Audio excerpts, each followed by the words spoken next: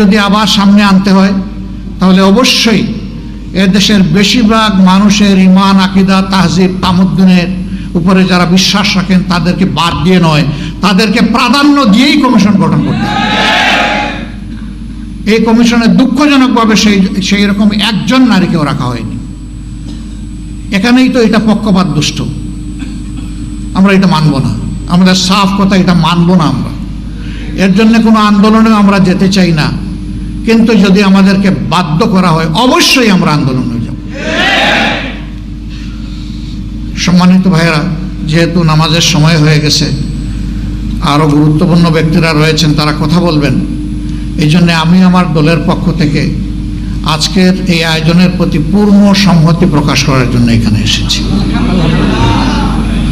ইনশাআল্লাহ আমরা হাতে হাত ধরে দিন এবং সমাজের সকল কল্যাণকর কাজ একসাথে করবো ইনশাআল্লাহ। এবং আমরা বার্তা দেব যে আমাদেরকে ভাগ ভাগ, টুকরা টুকরা করে তোমরা আমাদের মাথায় আর কাঁঠাল ভেঙে খেতে পারবে না।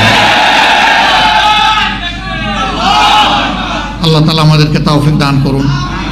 আমাকে এখানে দাওয়াত দিয়ে দুটি কথা বলার সুযোগ তৈরি করে দেওয়ার জন্যে আমি আবারও আয়োজক সংস্থার প্রতি আমার গভীর কৃতজ্ঞতা জ্ঞাপন করছি এবং রাব্বুল আলামিনের দরবারে তৌফিক চাচ্ছি সকল ষড়যন্ত্রের বিরুদ্ধে আমরা বুক টান করে, বুককে শক্ত করে, মহান রবের উপর ভরসা করে আমরা যেন সব ষড়যন্ত্র মোকাবেলা করতে পারি। আল্লাহ যেন তৌফিক দান করেন ইনশাআল্লাহ।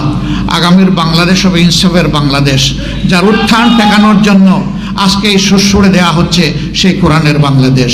সবাইকে ধন্যবাদ। আসসালামু আলাইকুম ওয়া রাহমাতুল্লাহ। জাযাকুমুল্লাহ।